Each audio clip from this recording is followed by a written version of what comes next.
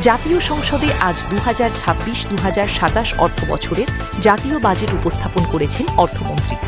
দেশের অর্থনৈতিক প্রবৃদ্ধি ধরে রাখা, মূল্যস্ফীতি নিয়ন্ত্রণ, কর্মসংস্থান বৃদ্ধি এবং উন্নয়ন কর্মকাণ্ডকে আরও গতিশীল করার লক্ষ্যে এবারের বাজেট প্রণয়ন করা হয়েছে। অর্থমন্ত্রী তার দীর্ঘ বাজেট বক্তৃতায় বলেন, বৈশ্বিক অর্থনৈতিক চ্যালেঞ্জ সত্ত্বেও বাংলাদেশের অর্থনীতি স্থিতিশীল রয়েছে। সরকার আগামী অর্থবছরে উন্নয়নের ধারাবাহিকতা বজায় রাখতে বাস্তবভিত্তিক এবং জনকল্যাণমুখী বাজেট প্রণয়ন করেছে।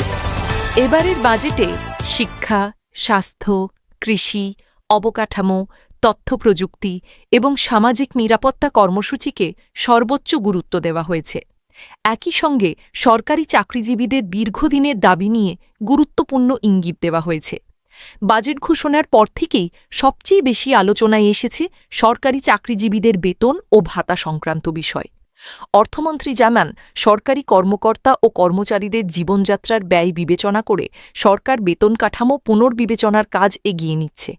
যদিও পূর্ণাঙ্গ নতুন পে স্কেলের আনুষ্ঠানিক ঘোষণা এখনও আসেনি, তবে বাজেটে এ খাতে অতিরিক্ত অর্থ বরাদ্দ রাখা হয়েছে বলে জানা গেছে। এর ফলে আগামী সময়ে সরকারি কর্মচারীদের জন্য সুখবর আসতে পারে বলে ধারণা করছেন সংশ্লিষ্টরা।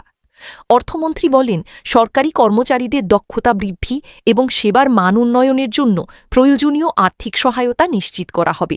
পাশাপাশি পেনশন ব্যবস্থা আধুনিকীকরণ এবং কল্যাণমূলক সুবিধা বাড়ানোর বিষয়েও সরকার কাজ করছে। এদিকে শিক্ষা খাতে বরাদ্দ বৃদ্ধি করা হয়েছে। নতুন শিক্ষা প্রতিষ্ঠান নির্মাণ, প্রযুক্তিনির্ভর শিক্ষা বিস্তার এবং গবেষণা কার্যক্রমকে উৎসাহিত করতে বিশেষ বরাদ্দ রাখা হয়েছে। স্বাস্থ্য খাতেও বরাদ্দ বাড়ানো হয়েছে। জেলা ও উপজেলা পর্যায়ে স্বাস্থ্যসেবা সম্প্রসারণ, আধুনিক চিকিৎসা সরঞ্জাম ক্রয় এবং নতুন হাসপাতাল নির্মাণের জন্য উল্লেখযোগ্য অর্থ বরাদ্দ করা হয়েছে। কৃষি খাতে ভর্তুকি অব্যাহত রাখার ঘোষণা দিয়েছেন অর্থমন্ত্রী। কৃষকদের জন্য সহজ শর্তে ঋণ প্রদান, সারের সরবরাহ নিশ্চিত করা এবং কৃষিপণ্যের উৎপাদন বৃদ্ধিতে বিশেষ কর্মসূচি গ্রহণ করা হবে। সামাজিক নিরাপত্তা কর্মসূচির আওতা আরও বৃদ্ধি করা হয়েছে। বয়স্ক ভাতা, বিধবা ভাতা, প্রতিবন্ধী ভাতা এবং অন্যান্য সামাজিক সহায়তা কর্মসূচিতে নতুন উপকারভোগী যুক্ত করার পরিকল্পনা রয়েছে। অবকাঠামো উন্নয়নেও বড় ধরনের বিনিয়োগের ঘোষণা এসেছে। সড়ক, সেতু, রেলপথ এবং বন্দর উন্নয়নের জন্য ব্যাপক বরাদ্দ রাখা হয়েছে। সরকারের আশা, এসব প্রকল্প বাস্তবায়নের মাধ্যমে দেশের যোগাযোগ ব্যবস্থা আরও শক্তিশালী হবে। তথ্য প্রযুক্তি খাতে নতুন কর্মসংস্থান সৃষ্টির লক্ষ্যে বিভিন্ন উদ্যোগ নেওয়া হয়েছে। তরুণদের জন্য দক্ষতা উন্নয়ন প্রশিক্ষণ এবং প্রযুক্তিভিত্তিক উদ্যোক্তা তৈরিতে বিশেষ সহায়তা দেওয়া হবে। কর ব্যবস্থায়ও কিছু পরিবর্তনের প্রস্তাব এসেছে।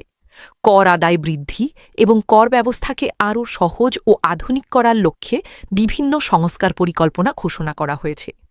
বাজেট বক্তৃতায় অর্থমন্ত্রী বলেন, দেশের অর্থনৈতিক অগ্রযাত্রা অব্যাহত রাখতে সকল শ্রেণী পেশার মানুষের সহযোগিতা প্রয়োজন। সরকার স্বচ্ছতা ও জবাবদিহিতা নিশ্চিত করে বাজেট বাস্তবায়নে কাজ করবে। বাজেট ঘোষণার পর অর্থনীতিবিদ, ব্যবসায়ী এবং সাধারণ মানুষের মধ্যে ব্যাপক আলোচনা শুরু হয়েছে। কেউ কেউ বাজেটকে সময় উপযোগী বলে উল্লেখ করেছেন, আবার কেউ কিছু খাতে আরও বেশি বরাদ্দের দাবি জানিয়েছেন।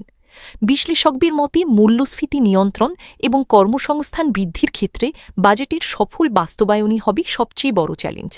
তবে যথাযথ পরিকল্পনা এবং কার্যকর তদারকি থাকলে বাজেট দেশের অর্থনীতিকে আরও এগিয়ে নিতে গুরুত্বপূর্ণ ভূমিকা পালন করতে পারে।